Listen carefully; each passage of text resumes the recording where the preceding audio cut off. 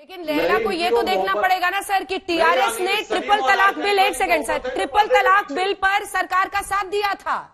उस ट्रिपल तलाक बिल के आप इतने खिलाफ हैं तो खुलकर टीआरएस की तरफ जाना तो मुश्किल है। दो धारी तलवार पर बैठे हैं सर आप।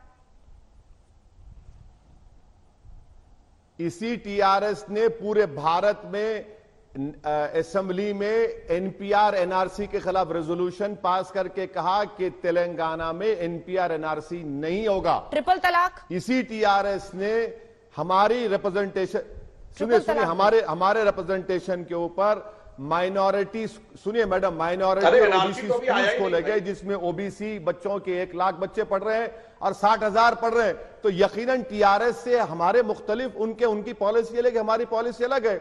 जहां रहा सवाल मेयर का और डिप्टी मेयर का, अभी वो नोटिफिकेशन आने दीजिए, हमारी पार्टी में चर्चा होगी, बातचीत होगी और जो फैसला लिया जाएगा, मैं आपसे वादा कर रहा हूं कि अगर अंजना ओम कश्यप ने हमको 6 बजे बुलाया दोबारा तो मैं आकर अपना फैसला पहले आपको बताऊंगा इंशाअल्लाह ताला। ट्रिपल तलाक बिल का समर्थन किया था सर उनने, उस पर एक लाइन तो बोल दीजिए, कैसे क्या कीजिएगा? दो धारी तलवार है, इधर बीजेपी वाले उधर टीआरएस ने। ट्रिपल तलाक बिल पर आपको जज करेंगे आपके वोटर्स।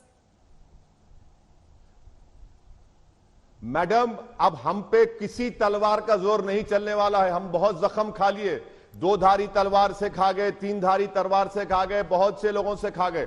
अब किसी की तलवार के जोर पर या किसी के तलवार के वार के ऊपर या जर्ब के ऊपर हम फैसले नहीं लेते, डर कर नहीं लेंगे। पूरी इत्मीनान और एतमाद के साथ हम फैसले लेते आए हैं। अब वो जमाना चले गया कि कोई तलवार दिखा रहा है, कोई तलवार फिरा रहा है, तलवार का वो खत्म हो गया जमाना। अब हम अपने फैसले पूरे इत्मीनान के साथ लेंगे और हमको किसी से डर नहीं है। ठीक है सुधांशु जी, सुधांशु जी से मैं आपसे जवाब ले रही हूँ क्योंकि उनको जाना है कहीं पे, बहुत रिक्वेस्ट करके मैंने रोका है। एक सवाल सर, एक लास्ट सवाल, बीजेपी को 48 सीटें आने की क्या वजह रही? कर ले भाई जो जान दे। चलिए, मुझे लगता है कि उनको कहीं जाना था सुधांशु जी, बहुत रिक्वेस्ट करके मैंने कहा था। चलिए सुधांशु जी, देखिए अब सवाल यही है कि आप उनकी बातों का जवाब दें। हमारे दर्शक जो है वो तो कम से कम जरूर सुनेंगे।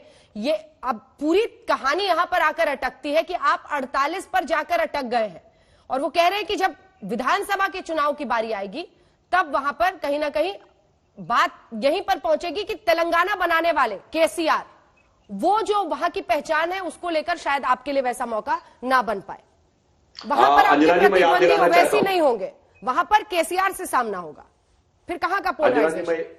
तेलंगाना बनाने वाला कौन, तो मैं याद दिलाना चाहता हूं, पहले राष्ट्रीय दल हम थे जिन्होंने 2009 में महबूब नगर की रैली में, उस समय अडवाणी जी प्रधानमंत्री पद के उम्मीदवार थे, राजनाथ जी राष्ट्रीय अध्यक्ष थे, हमने ऐलानिया कहा था तेलंगाना हमारा संकल्प है, हम सत्ता में आएंगे तो तेलंगाना बनाएंगे।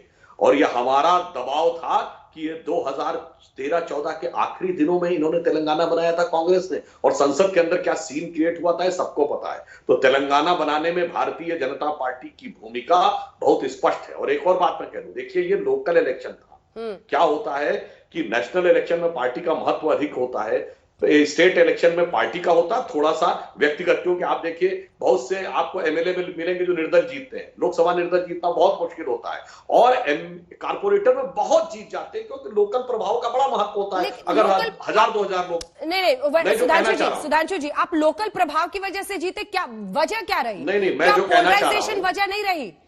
आपने वहां पर कौन सा विकास का ऐसा फॉर्मूला दे दिया कि आपको लगता है विकास, क्या आपको जीतने का फैक्टर, उसका कारण क्या लगता है वहां पर? नहीं, मैं जो कहना चाह रहा हूं, देखिए ये जहां पर इन्होंने बताया पॉकेट्स में नीचे, इन पार्टियों का तो होल्ड बहुत था, इनके हर कॉन्स्टिट्यूएंसी में अपने 2-2, 4-4, 5-5 हजार कमिटेड लोग थे।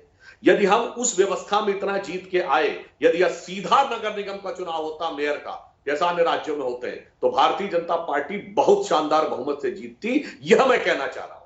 यानी जब लोकलाइज लेवल के ऊपर हम इतना प्रदर्शन बेहतर करके ले आए, तो जब वो जनरलाइज लेवल का इलेक्शन होगा तो हमारी क्या स्थिति होगी आप इसको समझ सकती है। और अभी ओवैसी जी चले गए, बहुत सी बातें मैं उनके सामने यह स्पष्ट करना चाहता था। देखिए मैं क्रमवार रिवर्स में उत्तर दे रहा हूं। देखिए ये जवाब नहीं दे पाए ना कि वो कौन सा अधिकारी था, क्योंकि देशभक्त मुस्लिमों का तो नाम ही नहीं पता रहता। अक्टूबर 1947 में जब झांकड़ पे कश्मीर में पाकिस्तान का कब्जा हो गया था, तो ब्रिगेडियर उस्मान ने कहा था मैं जमीन पे सोऊंगा, पलंग पे नहीं सोऊंगा जब तक झांकड़ वापस नहीं ले लूंगा। और मार्च 1948 में जब वापस लिया है उन्होंने, तो उनके साथी सैनिक सबसे पहले पास के गांव से जाके एक पलंग लेके आए और वहां जंग के मैदान में उनसे कहा गया 1 मिनट पलंग पे लेट लीजिए ताकि आपकी शपथ पूरी हो जाए। किसी सेक्युलरिज्म के सूरमा को यह नहीं पता होता है। इसलिए मैं कहता हूं कि ये कौन सी जहनियत की बात करते हैं। और अभी कह रहे थे संविधान की किताब में अकबर का नाम है, तो ये अकबर के आगे तो सजदा करते थे ना। जब खुतबे में बोला जाता था सजदे में निगाह रहे तमाम होश खिरत पेश बादशाह रहे, और जब वंदे मातरम बोलना होता कहते हमारे इस्लाम के खिलाफ हम किसी के आगे सजदा नहीं करते, और मुगल बादशाहों के आगे सजदा करते थे। अब आइए तीसरी बात, ये कहते हैं नस्लें बदल जाएंगी। जैसा आपने कहा कि नस्ल तो पार्टी की नहीं होती, और ये नस्ल किसकी मानते हैं? ये कहा जाता है कि हैदराबाद जिसने बनाया निजामुल मुल्क आसफ जहां मीर कमरुद्दीन खान, जो कहते हैं कि वो उज्बेक से आए थे। तो अभी देखिए कोरोना की वैक्सीन के बारे में आरएनए फैक्टर चल रहा है, यानी उसका जीनोम की सीक्वेंसिंग देखी जाती है। दिखवा लीजिएगा कितने लोगों का उज्बेक डीएनए से कनेक्शन निकलेगा। कभी आप साइंस उस मुकाम पर पहुंच गई हैदराबाद से कुछ नहीं निकलेगा। अरे नस्ल तो वो है ही नहीं, और 3 नस्लें गुजरने के बाद पूरा हैदराबाद नहीं लड़ पा रहे। नमस्कार, मैं हूं अंजना ओम कश्यप। हमें उम्मीद है ये वीडियो आपको पसंद आया होगा। लेटेस्ट खबरों के लिए यूं ही देखते रहिए आज तक, और इस वीडियो के पसंद आने पर लाइक, शेयर एंड सब्सक्राइब करना ना भूलें।